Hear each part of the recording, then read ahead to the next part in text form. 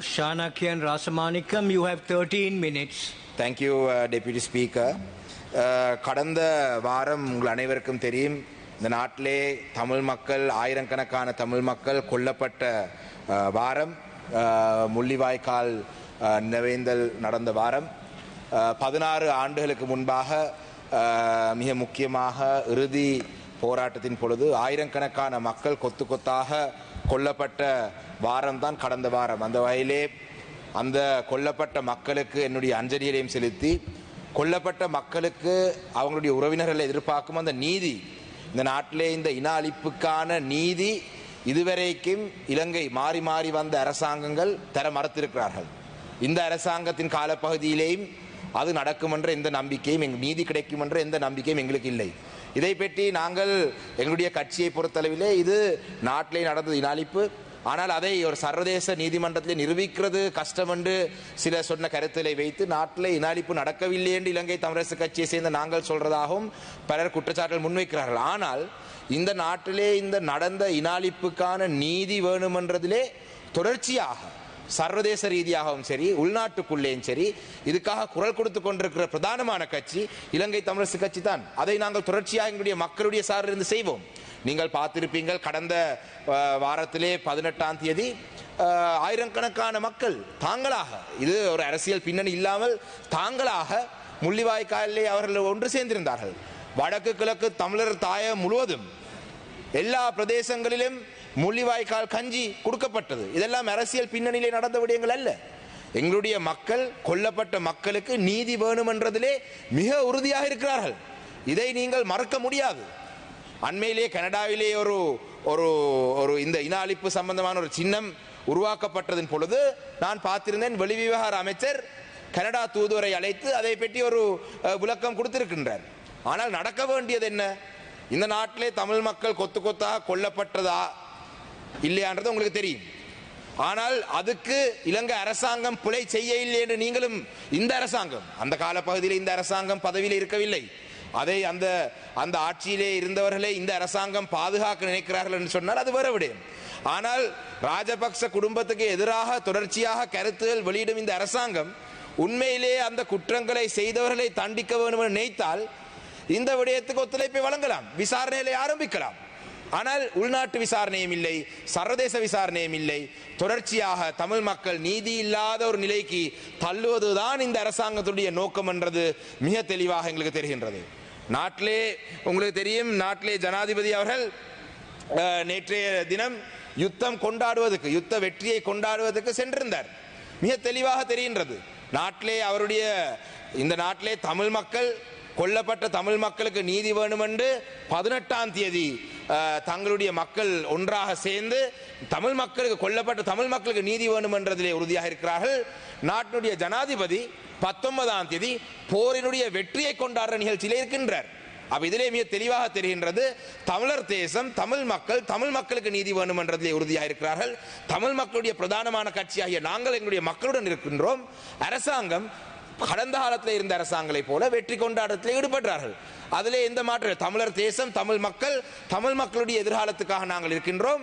இந்த நாட்டிலே இராணுவத்தை பாதுகாக்க வேணும், போர்க்குற்றங்கள் நடக்கவில்லை, இந்த கடந்த காலத்தில் இருந்த அரசாங்கங்களை பாதுகாக்க வேண்டும் என்றதே உறுதியாக இருக்கின்றார்கள் என்றது மிக தெளிவாக தெரிகின்றது. அப்ப அந்த வகையிலே இதை பற்றி தமிழ் மக்கள் கடந்த தேர்தலிலே சரியான பாடம் போட்டிருக்கின்றார்கள்.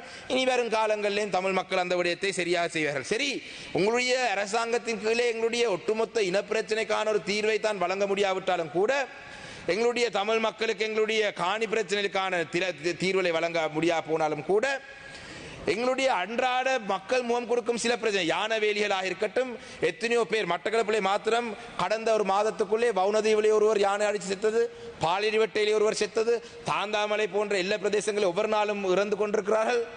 அந்த வகையிலே அதுக்கும் ஒரு தீர்வில்லை என்றது இந்த இடத்திலே கவலையாக சொல்லணும். ஆனால் I would like to acknowledge one thing that the President said in his speech yesterday.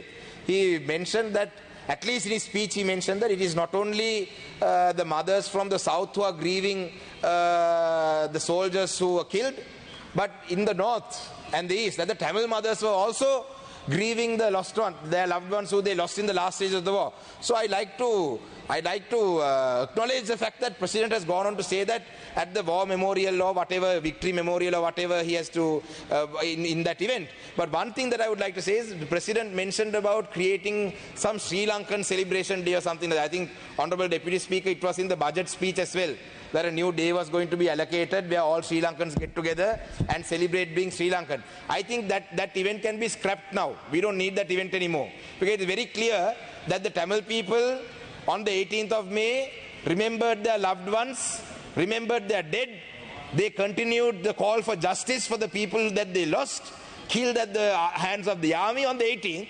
And the President commemorated the war heroes as so-called war heroes of the South on the 19th. So it is very clear that there is a division between the Tamil nation and the Sinhala nation.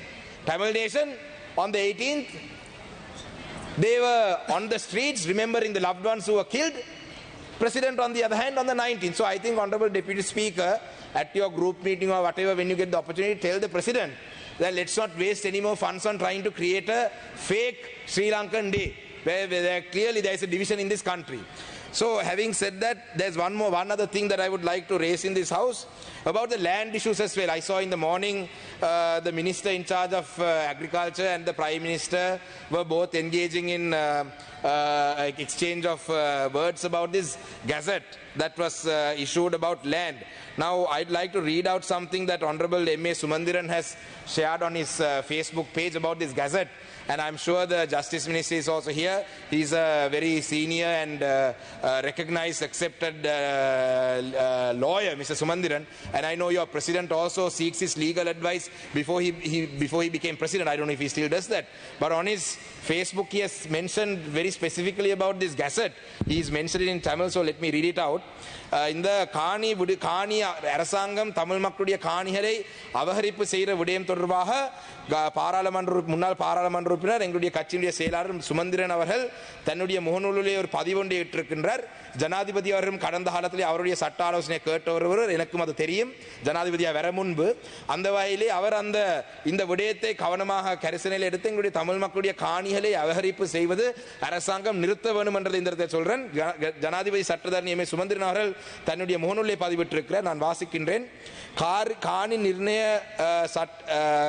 காணி நிர்ணய கட்டளை சட்டத்தின் பிரிவு 4 கீழ் 28/3/2025 ஆண்டு வெளியிடப்பட்ட வர்த்தமானியின் தொடர் நடவடிக்கைகள் தற்காலிகமாக இடைநிறுத்தப்பட்டதாக 18/5/2025 ஆண்டு திகதியிட்ட கடிதம் மூலமாக காணி அமைச்சு அறிவித்துள்ளது. ஆனால் தமது உரித்து சம்பந்தமாக எவரும் உரிமை கோரால் விட்டால் அந்த காணி அரச காணி என்ற கட்டாயம் பிரகடனம் செய்ய வேண்டும் என்று இச்சட்டத்தின் பிரிவு 5(1) கூறுகின்றது. ஆகையால் குறித்த வர்த்தமானி மீள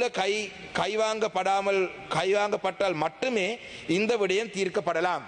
அதாவது இன்றைக்கு காலையிலே அமைச்சர் பிரதமர் எல்லாம் இந்த தமிழ் மக்களுடைய காணிகளை அரசாங்கம் அபகரிப்பு செய்வதை நாங்கள் நிறுத்திவிட்டிருக்கிறோம், அதுக்கான ஒரு காலத்தை நாங்கள் நிறுத்தியிருக்கின்றோம் என்று ஒரு கடிதத்தை அனுப்பியிருக்கின்றார்கள்.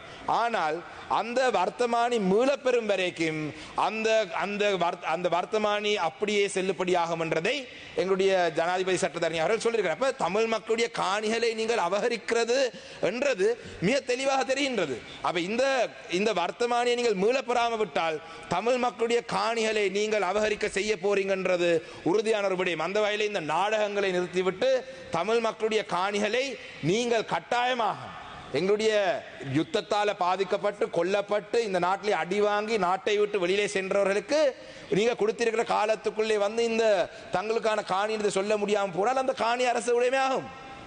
அப்ப இதை உடனடியாக அரசாங்கம் நிறுத்த வேண்டும் என்றதை இந்த இடத்திலே நான் சொல்ல விரும்புகிறேன். அதே போலதான் இந்த தேர்தல் வெற்றியை பற்றியும் சொல்லணும். நாட்டத்துல ඇතිවෙච්ච මේ ඡන්ද මැතිවරණ ප්‍රතිඵලය ගැනත් ගරු නියෝජක කතානායකතුමනි කාරණා දෙක තුනක් මම මේ අවස්ථාවේ කියන්න ඕනේ. මට මතකයි ජනාධිපතිතුමා කොහෙදෝ කතාවකදී කිව්වා ජනාධිපතිතුමා වෙන්න කලින්ද පස්සෙත් දන්නේ පහුගිය ආණ්ඩුවල කාලවලදී දිස්ත්‍රික්කවල ඇවිදින්න බෑ ඇමතිවරු ඇඟේ හැප්පෙන සයිස් එකට ඇමතිවරු හිටියා කියලා. ඇවිදන් යනකොට ඇඟේ හැප්පෙන එච්චර ඇමතිවරු හිටියා කියලා. ගරු නියෝජක කතානායකතුමනි මේ මැතිවරණ කාලය තුල උතුර සහ නැගෙනහිර තුල අපිට පාර යන්න බෑ. ඇමතිවරු ඇඟේ හැප්පෙන සයිස් එකට හිටියේ. නියෝජ්‍ය ඇමතිවරු කියලා කියනවා කැබිනට් ඇමතිවරු කියලා අපි දන්නෙත් නෑ කවුද කියලා. ඇයිල්ල ඇඟේ හැප්පෙන සයිස් එකට ඇමතිවරු. ඇයි? උතුර සහ නැගෙනහිර පළාත් පාලන මැතිවරණයේ ඡන්ද දිනන්න ඕනේ කියලා. මේ ආණ්ඩුව මං හිතන්නේ මේ පළාත් පාලන ආයතනයේ පළාත් පාලන මැතිවරණය අනවුන්ස් කරන් පස්සේ මං හිතන්නේ රටේ කිසිද වැඩක් වෙන්නේ නැතුව ඇති. ඇමතිවරු ඔක්කොම පාරේ. ඡන්ද කැම්පේන් එකේ ජනාධිපතිවරණය පාරේ. අගමැතිතුමිය පාරේ.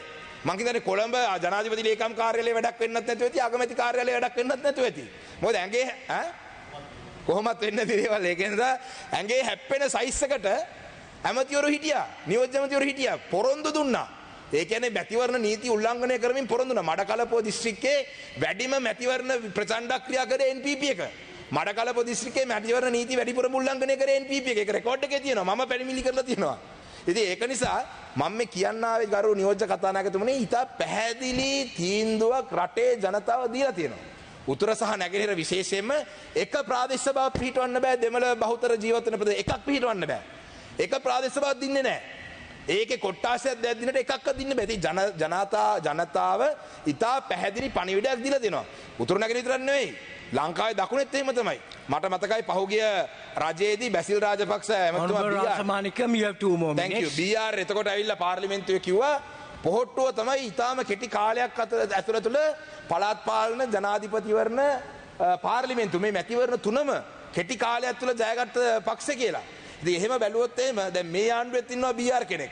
මේ BR ගේ කතාවත් එහෙම තමයි තිබුණේ. හැබැයි මේ BR පිළිගන්න ඕනේ. ඒ BR අඩුම ගානේ ඡන්ද 3ක් එක දිනකට දින්නා. මේ BR දෙකෙන් අවුට්. මේ BR දෙකෙන් අවුට්. පළවෙනි එකේ උතුරු නැගෙන කොහොමත් නැහැ. තුන්වෙනි එකේ අවුට්. ලක්ෂ 68ක් ගත්ත ඡන්ද ලක්ෂ 40 ගන්නට බහැලා තියෙනවා. ඉතින් දැන්වත් මේ BRලා දැනගන්න ඕනේ මේ උද්දච්චකම නවත්ත ගන්න. මම දන්නවා BR කියපු ගමන් විපක්ෂින්න മന്ത്രിවරු ආණ්ඩු පක්ෂ മന്ത്രിවරු ඔක්කොම දන්නවා කවුද මේ BR කියලා. මේ BR සාපය. මේ රටට වෙලා තියෙන BR සාපය. 2009 ඉඳන් තිබ්බ වෙන BR කෙනෙක් මේ අවුරුද්දෙත් මේ පාර්ලිමේන්තුවේ ඉන්නවා BR කෙනෙක්. ඒ BR ගේ සාපය තමයි මේ ලංකාවට වෙලා තියෙන්නේ. අද බලන්න රට තුල 45කට අධික පිරිසක් වෙඩි තැබීම් සිදුවලා තියෙනවා ලංකාව තුල. මේවා නීතිය පිළිබඳ ඇමතුමා ඉන්නවා ආරක්ෂාව පිළිබඳ ඇමතුමා ඉන්නවා. මේවා එහෙම යට ගහන්න බෑ. කවුරු මැරුණත් කවුරු රට තුල ඕන එක්කෙනෙක් ඇවිල්ලා වෙඩි තියලා යන්න පුළුවන් තත්ත්වයක් ඇවිල්ලා තියෙන්නේ. ඉතින් මේ උද්දච්චකම නවත්තලා දැන් හරි ඉතා පැහැදිලි පණිවිඩයක් රටේ ජනතාව දීලා තියෙනවා. ඉතා පැහැදිලි පණිවිඩයක් දීලා තියෙනවා. අපිත් කිසිම අවස්ථාවක් අපිත් කැමති මේ ඕනනම් ආණ්ඩුවත් එක්ක අපිට ආණ්ඩුවත් එක්ක කිසිම ප්‍රශ්නයක් නැහැ. ආණ්ඩුව විවේචනය කරන්න ඕනෙත් නැහැ. ආණ්ඩුව කරන ක්‍රියාමාර්ගයන් පිළිගත නොහැකි නිසා තමයි අපි මේ විවේචනය කරන තත්ත්වයට ඇවිල්ලා තියෙන්නේ. ඉතින් අපිටත් පුළුවන් අපිත් කැමති ඕනනම් ආණ්ඩුවත් එක්ක අපි විවේචනයේ විරාමයේ සටන් විරාමයකට එමු. හැබැයි උද්දච්චකම නවත්ත ගන්න. උද්දච්චකම නවත්තගෙන පරාජය බාර අරගෙන එන්න. මොකද එහෙම නැත්තම් මේ රට තුල දැන් බලන්න රටේ ජනාධිපතිවරයෙක් කොහේ හරි දැකලා තියෙනවද ගරු කතානායකතුමනි කොයි හරි කාලෙක ස්වාධීන කණ්ඩායම් කැඳවලා රැස්වීම තියෙනවා සභාව පිහිටවන්න. මොකද්ද මේ විහිළුව? රටේ ජනාධිපතිවරයෙක් සභාවන් පිහිටවන්න ස්වාධීන කණ්ඩායම මඩකලපුවෙත් එයිද දන්නේ නැහැ. හෙට අනිද්දා මොකද මඩකලපුවෙත් සමහර සභාවල ස්වාධීන කණ්ඩායම් ඉන්නවා. ඒගොල්ලන් එකතු කරගෙන NPP එකේ සභාව පිහිටවන්න එයිද දන්නේ නැහැ.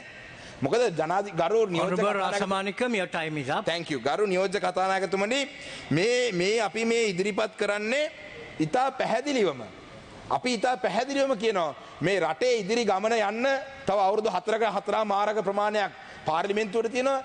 ජනාධිපතිතුමාට ඊට වඩා අඩු කාලයක් තියෙනවා. අපි කිසිසේත්ම මේ ආණ්ඩුවත් එක්ක ගැටුමක් ඇති කරගෙන මේ ආණ්ඩු පෙරලන්නේ උත්සාහ කරන්නේ. අපි මේ උත්සාහ කරන්නේ ආණ්ඩුව හරි පාරට ගේන්න.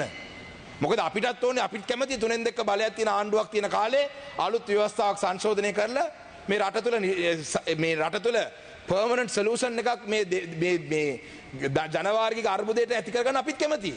හැබැයි ඒක කරන්න අකමැති නම් මේ මැතිවරණ පිටිපස්සෙම නැත්තම් මේ තගිෂ් behavior මේ ප්‍රචණ්ඩ විදිහට හැසිරෙලා උද්දච්චකමෙන් හැසිරෙන එක නම් ආණ්ඩුවේ ඉදිරි අවුරුදු 4ටත් තියෙන ගමන් මග මං හිතන්නේ අවුරුදු 4ක් කොහොමත් යන්න වෙන්නේ නැහැ. ඊට කලින් මේ ආණ්ඩුව කඩා වැටෙයි මේ විදිහටම ගියොත්. ඒක නිසා ගරු නියෝජ්‍ය කතානායකතුමනි අද මේ විවාදයට මම සම්බන්ධ වෙලා මම මේ කියපු කාරණා පිළිබඳව මං හිතන්නේ මේ ඉන්න ඇමතිවරු හොඳට අහුම්කම් දීලා ඕගොල්ලන්ගේ රැස්වීම් වල හරි කතා කරලා මේකට හොඳ වැඩපිළිවෙලක් ඉදිරි ගමනට ආරම්භ කරන්න. එහෙම නැත්නම් මේ විදිහටම නම් හැසිරෙන්නේ අපිටත් කරන්න දෙයක් නැහැ. අපිටත් ආණ්ඩුව විවේචනය කරන්න දෙයක් නැහැ. අපි සූදානම් උතුර සහ නැගෙනහිර සංවර්ධනය කරන බිලියන 75ක ඩෙවලොප්මන්ට් ෆන්ඩ් එකක් ගේන්න Honorable member, could you කතා please කරලා wind තියෙනවා. up? අපි සූදානම් වැඩ කරන්න. හැබැයි උද්දච්චකම නවත්තගෙන පරාජය බාර අරගෙන සාමාන්‍ය මිනිස්සු වගේ ඉන්න මේ මෙතන මේ BR ලගේ කටයුතු පොඩ්ඩක් මෙල්ල කරගන්න කියන එක තමයි කියන්නේ. බොහොම ස්තුතියි. இச்செய்திகளுக்கு பிரதான அனுசரணை செல்வாசோக் இமோபிலியன் சுவிஸ் நாட்டில் முன்னணி நிறுவனம். தொடர்புகளுக்கு 07951464228. வீடு வாங்க, வீடு கட்ட, வீடு திருத்த மற்றும் வீட்டுக்கடன். Your future our vision. இது போன்ற மேலும் பல முக்கிய சுவாரஸ்யமான செய்திகளை அறிந்து கொள்ள லங்காஃபோ யூடியூப் சேனலை சப்ஸ்கிரைப் பண்ணுங்கள். எமது செய்திகள் உடனடியாக கிடைக்க பெல் பட்டனை அழுத்துங்கள். அத்தோடு எமது செய்திகளை மற்றவர்களும் பார்வையிட ஷேர் செய்யுங்கள். நன்றி.